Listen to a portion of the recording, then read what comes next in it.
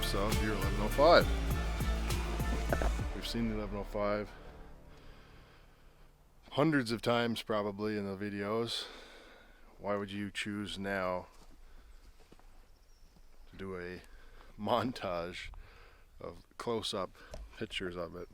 And the reason is simple.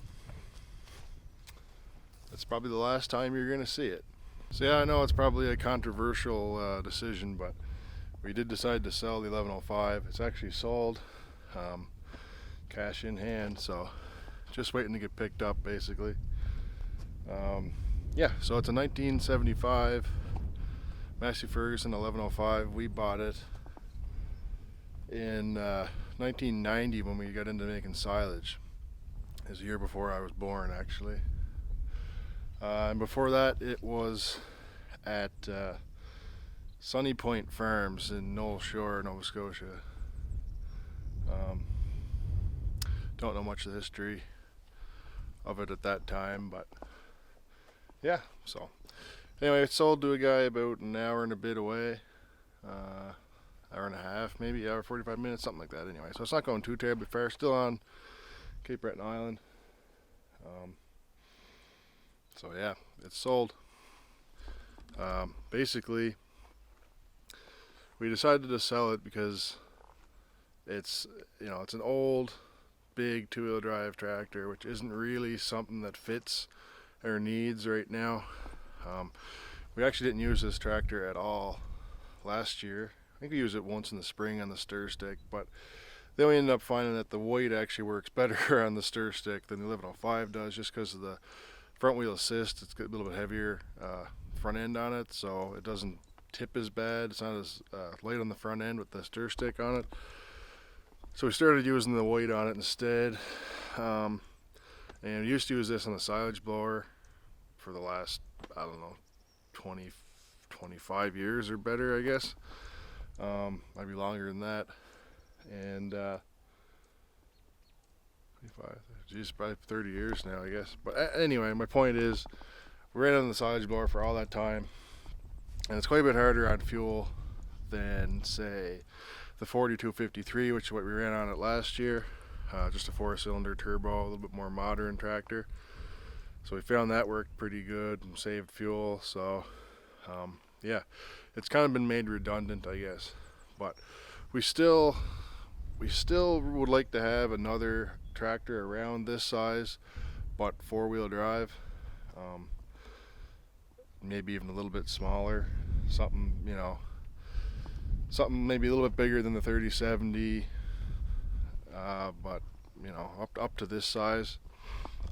So we may still look for something to add to the fleet down the road, but I'm not sure if we're going to add anything this summer or not. We got quite a few other tractors anyway.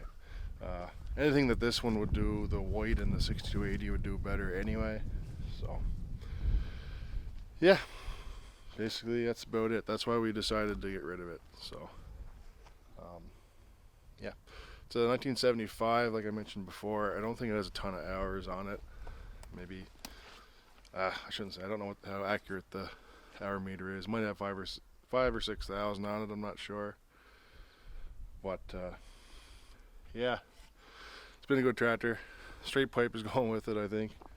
And yeah, I may replace it with something else, but maybe not right now, down the road. We'll see.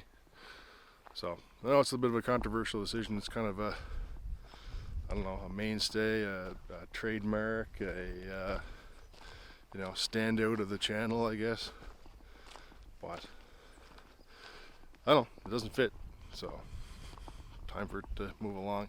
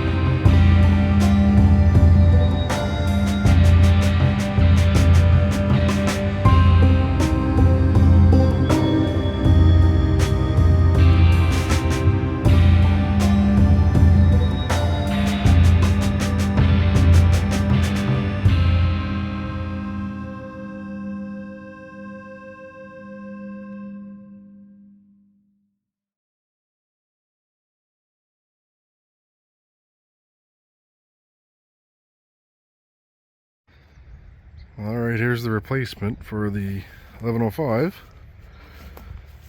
It's a 1987 Case 1594.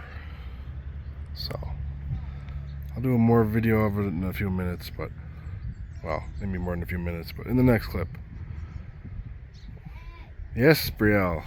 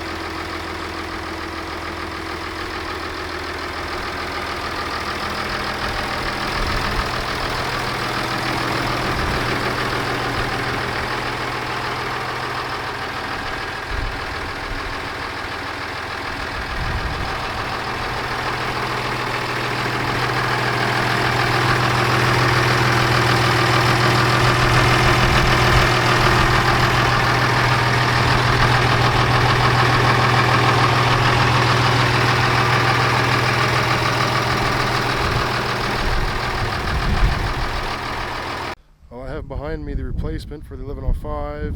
It's a very late 1987 Case 1594, which I actually just finished painting up and putting new decals on it. I did it up like a commemorative edition. It has the factory front guard on it, which is super nice. I was really excited to get that. And as you can see, the commemorative, it has the commemorative badge, the decal on the hood, and the decal down there. So painted it all up over the course of about 4 days. I only got the tractor, haven't even had it a week. A week tomorrow since it landed in the yard. And I went at it pretty hard, sanded it, I took all the sheet metal off, sanded it all down, and painted it with a 2K urethane automotive PPG paint. So it shines real nice. It does need some new tires. Front tires are wore out. Back ones aren't too bad, but they're just a cheap, like off-brand tire. They're like brand new. So I'd like to put 4 new radials on it. I don't know if that's going to happen. I still got to put the taillights back in and a few other things. A few bubbles in my Case International decal, but that's alright.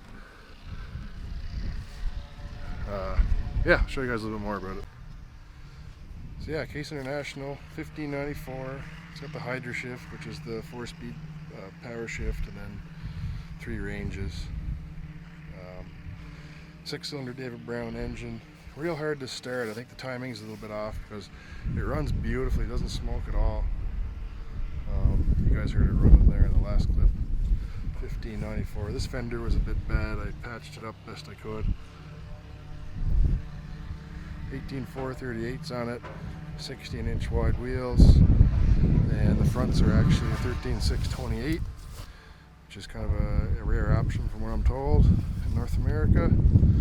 Done up like a commemorative, although it's not technically.